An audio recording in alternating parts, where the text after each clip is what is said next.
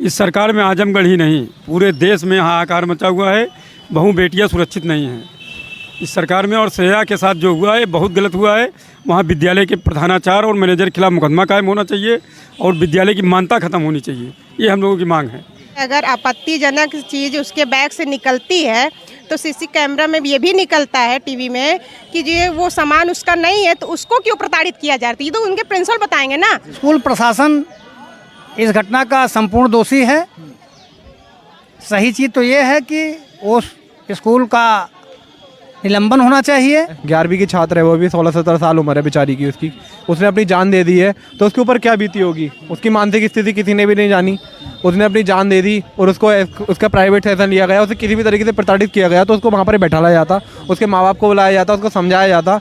अभी हमारे साथ मौजूद हैं चंद्रकांत त्रिपाठी जी।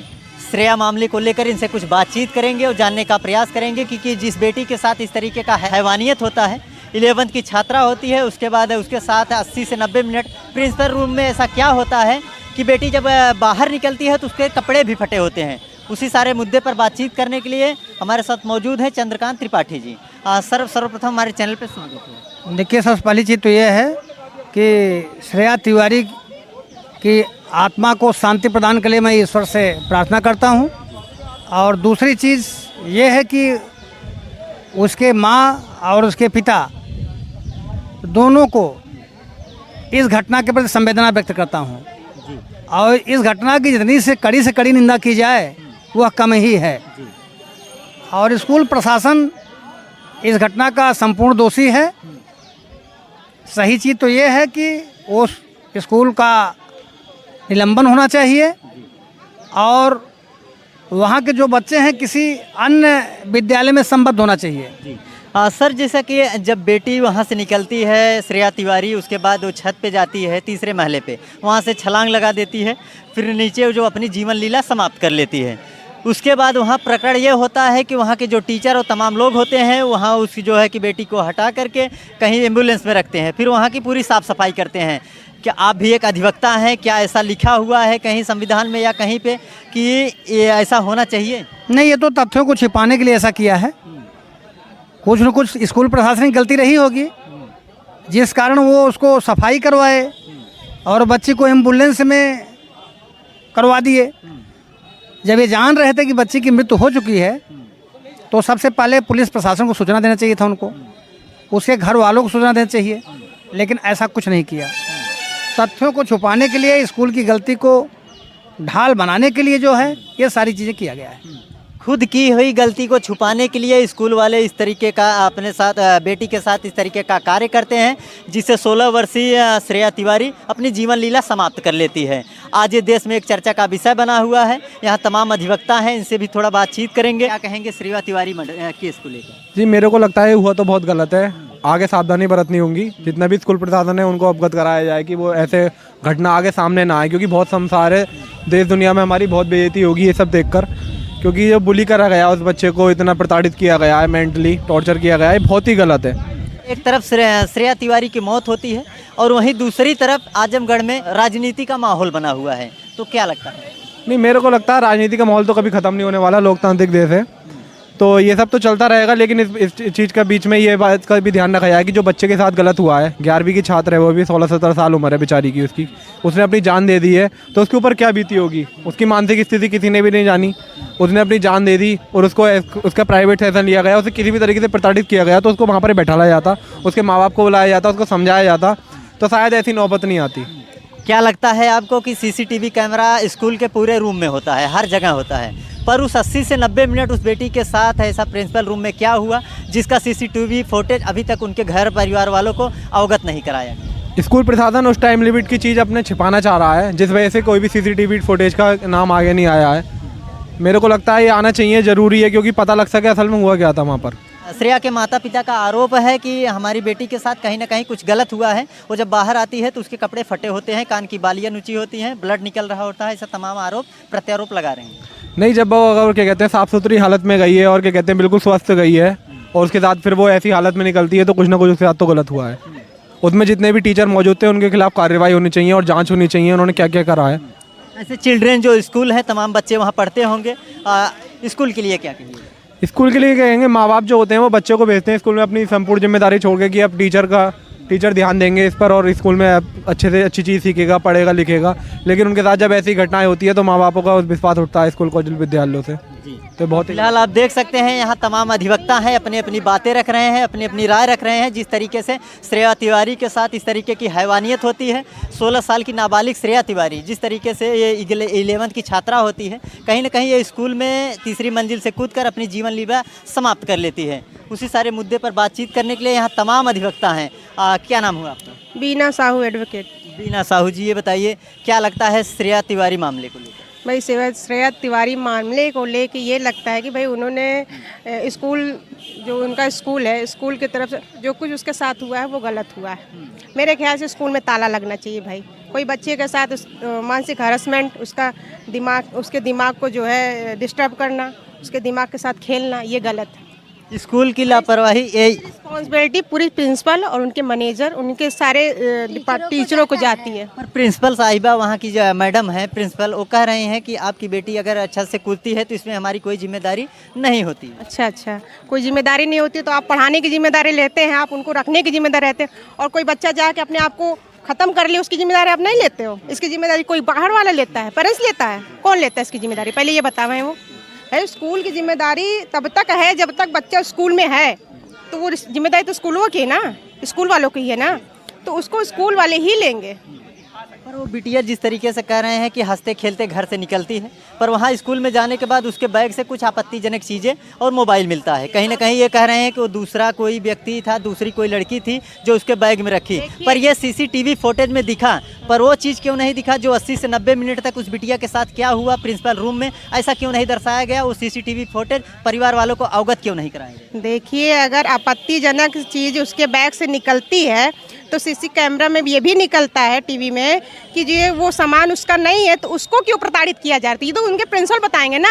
अब वो 90 मिनट या 1 घंटा उसको अपने ऑफिस रूम में बुला के और उसके साथ जो भी वार्तालाप करते, जो भी उसके साथ बातचीत होती है, उस बच्चे के दिमाग में क्या इफेक्ट पड़ता है, उसके बाद निकल के वो आत्महत्या कर लेती है, उसका क्या मतलब है?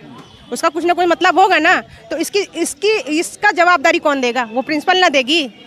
वो इसकी जवाबदारी तो कहीं ना कहीं वो जो चिल्ड्रन स्कूल है, वहाँ के तमाम लोग जो टीचर हैं, प्रिंसिपल हैं, तमाम लोग हैं, उनकी जिम्मेदारी होती है। क्योंकि बच्चा घर से जब तक नहीं जाता है तो माँ बाप की जिम्मेदारी होती है। पर वह बच्चा घर से स्कूल अगर चला गया, कहते हैं विद्या के मंदिर में, तो उनकी पूरी जवाबदारी स्कूल की होती है। तो ये क्या कहिए? भैया, हम तो पहले ही आपसे बोले कि इसकी पूरी जवाबदारी स्कूल वालों की ही होती है।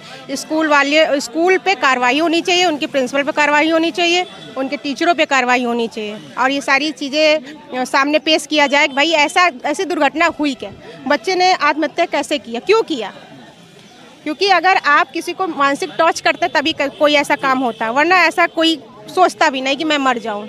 पर उसमें एक चीज़ और, उनके माता पिता आरोप प्रत्यारोप लगा रहे हैं कि हमारी बेटी जब 80 से 90 मिनट अंदर होती है तो जब वो बाहर आती है, वहाँ के लोग बताते हैं कि उसके कपड़े फटे होते हैं, उसकी बालियाँ निकली होती है, ब्लड निकल रहा होता है, तमाम ऐसे आरोप प्रत्यारोप लगा रहे हैं, बाल खुले होते हैं। क्या कहिएगा फिर बेटी के साथ ऐसा? वो बच्चे के साथ मानसिक प्रताड़ना की गई होगी, उसको दिमागी और शारीरिक दोनों तरह से प्रताड़ित किया गया होगा, उसको मारा पीटा गया होगा, और वो बच्चा नहीं सह पाया, इसलिए वो आत्महत्या कर ली। इसमें ऐसा क्या लगता है कि खुद की गलतियाँ छुपाने के लिए वहाँ के टीचर इस बेटी के साथ इस तरीके की हैवानियत की है? जी बिल्कुल, ये तो कहेंगे, ये तो हो सकता है भाई। अब वो आगे की जो प्रोसीजर है भाई, FIR दर्ज होगा, जब उनके ऊपर कार्रवाई होगी तभी जानकारी आएगी। स्कूल में जब मीडिया जाती है उन लोगों से बात करने के लिए, तो लगातार ये कहते हैं कि बात नहीं करने का समय नहीं है, बात नहीं करेंगे, ऐसा रहे होंगे, कुछ छुपा रहे होंगे, वो छुपा रहे हैं कहीं ना कहीं ये चीज़ें हैं। क्या नाम हुआ? मैं एडवोकेट संजू वर्मा बोल रही हूँ। क्या कहिएगा श्रेया तिवारी की जिस तरीके से स्कूल में कहते हैं कि वो तीसरे महले से कूदकर अपनी जीवन लीला समाप्त कर लेती हैं, तो क्या हुआ था उस बेटी के साथ ऐसा वो कदम उठाई? पहली बात तो जो श्रेया तिवारी के साथ कॉलेज के जो टीचरों ने किया वो बहुत ही आपराधिक कृत्य था, उन्होंने अपराध किया। और हालांकि अगर उसके बैग में कोई ऐसी चीज़ें मिलती है तो वो कोई अपराध नहीं की थी, और उसे बैठा के समझाना चाहिए, हाँ ये चीज़ गलत है, पेरेंट्स को बुलाना चाहिए। भाई बच्ची थी, अपराध तो उन्होंने किया नहीं, लेकिन ये अगर आपके नज़रों में था कि ये गलत चीज़ है तो समझाना चाहिए। इस तरह टॉर्चर नहीं करना चाहिए कि वो आत्महत्या कर ले। हाँ, और ये उन लोगों ने बहुत ही गलत काम किया है। उन लोगों के खिलाफ कार्रवाई करना चाहिए। और हमारा यही योगी आदित्यनाथ और मुख्यमंत्री और प्रधानमंत्री और सभी शासन प्रशासन से यही निवेदन है कि उसमें जांच कर कार्रवाई करें और ऐसा कृत्य कहीं भी विद्यालय में या किसी भी बच्ची या किसी भी बच्चे के साथ ऐसा आपराधिक कृत्य ना हो सके और ऐसे नाबालिग बच्ची के साथ ऐसा कृत्य ना हो सके। जो 16 साल की नाबालिग श्रेया तिवारी जिस तरीके से उसके साथ हैवानियत होती है, कहीं ना कहीं ये एक समाज में एक जघन्य अपराध है और जो ऐसे अपराधी बैठे हुए हैं उनके खिलाफ योगी और तमाम ऐसे जो अधिकारी न्यायिक जो व्यवस्थाएं हैं उनके ऊपर बड़ा एक्शन लेना चाहिए। कुछ और अधिवक्ता हैं, उनसे भी थोड़ा हम बातचीत करेंगे। ये बताइए, क्या नाम हुआ? BN Singh advocate.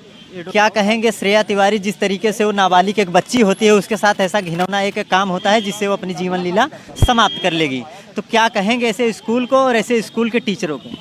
ऐसे स्कूल का ही आचरण खराब है और स्कूल के जो प्रबंधक हों, चाहे वहाँ के अध्यापक हों, चाहे प्रिंसिपल हों, सभी जो है इस कृत्य में, इस अपराध में लिप्त हैं। और क्योंकि ऐसी घटना ना होती, क्योंकि अगर उसको समझा बुझा करके या उसको मोटिवेट किया जाता व्यवहारिक ढंग से, उसके परिवार को लेकर के या सुलह समझौता के द्वारा यह बात की जाती तो हो सकता है ऐसी घटना ना होती। क्योंकि उसके ऊपर इतना प्रताड़ित किया गया, इतना मनोबल उसकी मानसिक प्रताड़ना किया गया कि वह उसको आत्महत्या करने के लिए मतलब मजबूर किया गया है। और यदि मान लिया उसके बैग से कुछ ऐसे वस्तु पाए गए हैं जो कि कोई आपराधिकृत वस्तु नहीं है, लेकिन वो नाबालिग होने के नाते ये माना जा सकता है कि वह जो वस्तु गई है वह कुछ उनके लिए अनुचित है।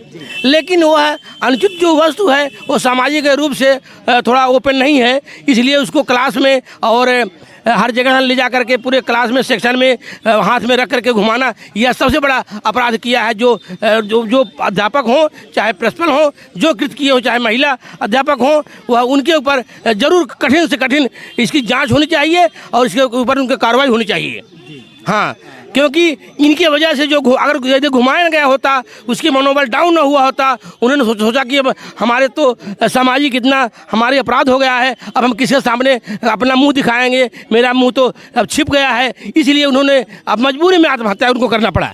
इसलिए इसका सारा जिम्मेदारी वहाँ के प्रिंसिपल, टीचर, प्रबंधक सारे जिम्मेदार होते हैं। उनके खिलाफ बाकायदे इसकी जांच होनी चाहिए, CBCID चाहे CIB चाहे जो जांच होनी चाहिए, हो करके सही उसका सही रिपोर्ट निकलने के बाद इनको बाकायदे इसकी FIR होनी चाहिए और उनको कड़ी से कड़ी सज़ा मिलनी चाहिए, क्योंकि इनकी वजह से उनकी घटना हुई है, इसलिए सज़ा मिलना आवश्यक है। और हम ज़्यादा नहीं कहना चाहते हैं, ये जरूर इनकी जांच करवाइए और सब पूरे मीडिया से लेकर के पूरे इस मामले को मुख्यमंत्री, प्रधानमंत्री, राष्ट्रपति तक ये सब ज्ञापन दीजिए और इसकी सही जांच होनी चाहिए और सही अपराधी जो पाया जाएगा उसको सज़ा मिलनी चाहिए। क्या नाम हुआ? पुष्पराज सिंह। पुष्पराज सिंह। आजमगढ़ में जिस तरीके के एक दहशत का माहौल बना है श्रेया तिवारी को लेकर, तो क्या लगता है आपको कि बेटी ने क्या गलत किया या सही किया? इस सरकार में आजमगढ़ ही नहीं, पूरे देश में हाहाकार मचा हुआ है। बहु बेटियां सुरक्षित नहीं हैं इस सरकार में, और श्रेया के साथ जो हुआ है बहुत गलत हुआ है। वहाँ विद्यालय के प्रधानाचार्य और मैनेजर के खिलाफ मुकदमा कायम होना चाहिए और विद्यालय की मान्यता खत्म होनी चाहिए, ये हम लोगों की मांग है। वहाँ के सांसद दिनेश लाल यादव निरहुआ जी जिस तरीके से वहाँ बीजेपी की कहते हैं बीजेपी से सांसद हैं, वही आजमगढ़ में आते हैं। आजमगढ़ में आने के बाद उस बेटी के घर पे नहीं जाते हैं ये पता लगाने के लिए कि उस बेटी के साथ ऐसा क्या हुआ था, तो क्या कहिएगा ऐसे सांसद? ऐसे ही पिछले बार यहाँ जब कांड हुआ था मदरसा में, तो मुलायम सिंह आए थे, चले गए। तो बड़े नेता यही करते हैं, निरहुआ भी आए, चले गए। नेता पब्लिक की नहीं सुनते हैं, वो बस अपना उल्लू सीधा करते हैं बस। मतलब वो एक गलती छुपाने के लिए तमाम ऐसी गलतियां करते हैं जिसे समाज ये नहीं देख सकता। जी जी। फिलहाल यहाँ पे तमाम अधिवक्ता थे, उनसे बातचीत करके भी काफ़ी अच्छा लगा। आपकी क्या राय है कमेंट बॉक्स में कमेंट करके ज़रूर बताइएगा। मिलते हैं किसी और दूसरे वीडियो में, तब तक के लिए जय हिंद, जय भारत।